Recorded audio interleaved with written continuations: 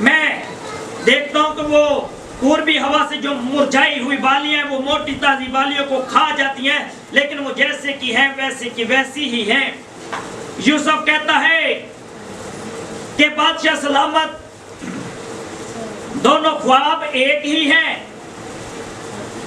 خداوند آسمانوں کا خدا بادشاہ کو آنے والے وقت کے بارے میں بتا رہا ہے، خداوند نے آگاہی دی ہے۔ خداوند آسمانوں کا خدا آگاہی دے رہا ہے فرعون کو کہ 7 سال جو موٹی تازی گائے جو تم نے دیکھی ہے، یہ 7 سال فصل کے ہوں گے، اور جو مرجھائی گائے ہیں یہ 7 سال کال کے ہوں گے۔ اسی طرح سے جو بالیاں اناج سے بھری ہیں وہ بھی 7 سال ہیں، اور جو مرجھائی ہوئی بالیاں ہیں وہ بھی 7 سال ہیں، لیکن وہ 7 سال کال کے ہیں۔ بادشاہ سلامت، ایسا کیجئے۔ خدا یوسف کو ترتیب بھی بتاتا ہے۔ یوسف بادشاہ سے کہتا ہے کوئی ایسا شخص چن لیجئے جو کلدنائی سے بھرا ہو، اور 7 سال جو فصل ہوگی اسے اس فصل کو جمع کریں، بڑے بڑے گودام بنائیں، اور جو 7 سال میں فصل آئے گی اس کا 5% جو ہے وہ جمع کیا جائے۔ بادشاہ اب اس کی بلیسنگز کا نام ملنے لگا اسے۔ خدا آسمان پر ہے، یوسف زمین پر۔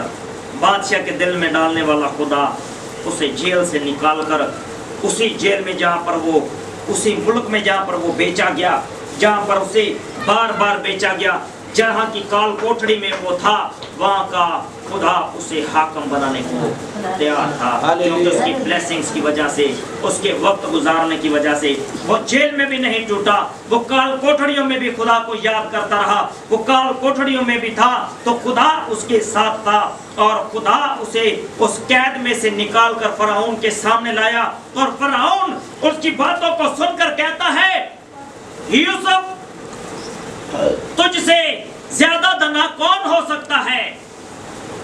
تجھ سے زیادہ دنا کون ہو سکتا ہے؟ دیکھ جو باتیں خدا نے تجھ پر ظاہر کی، آج سے میں تجھے ملک مصر کا حاکم بناتا ہوں۔ بزرگ ہونے کی وجہ سے تخت پر میں براجمان ہوں گا، اور بزرگ ترین ہونے کی وجہ سے میں بادشاہ رہوں گا، لیکن پوری قوم، پوری رعایا تیرے حکم کے نیچے کام کرے گی۔ اور یہ وہی یوسف ہے جو خداوند کی بلیسنگز کے لیے، خداوند کے خلاف جس نے گناہ نہیں کیا تھا اسے جیل میں ڈالا گیا، خدا نے اس کو جیل سے نکالا اور ملک مصر کا حاکم بنا دیا۔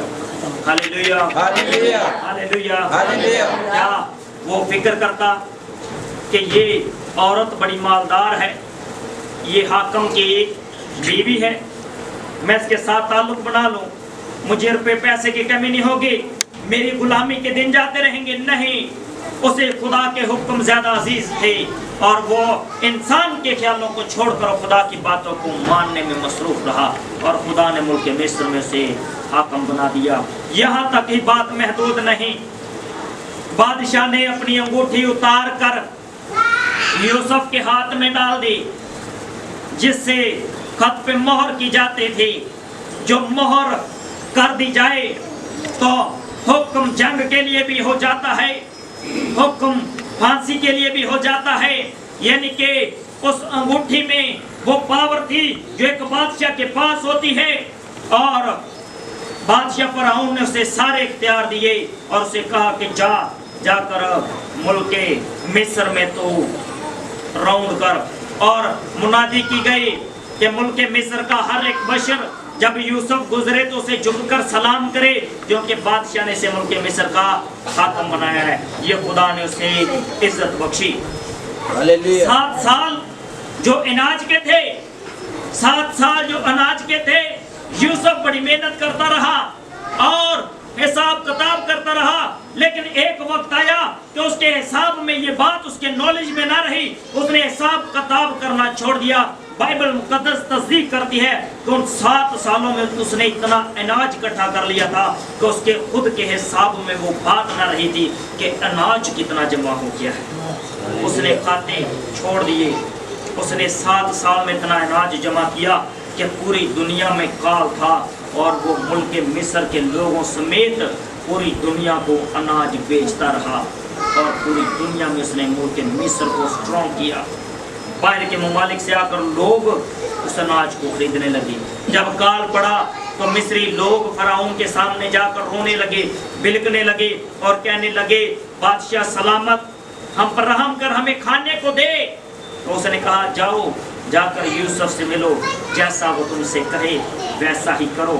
यूसुफ उनको अनाज मोल देने लगा। जिनके पास पैसा था उनसे पैसा ले लिया, जिनके पास माल मुआशी तो उनसे माल मुआशी ले लिए। बाइबल मुकद्दस का खुदा कहता है, क्या जान खुराक से और बदन पोशाक से बढ़कर नहीं? Hallelujah, hallelujah, hallelujah. यूसुफ ने कौन सी इन्वेस्टमेंट की? यूसुफ जेल में है, यूसुफ जेल में है,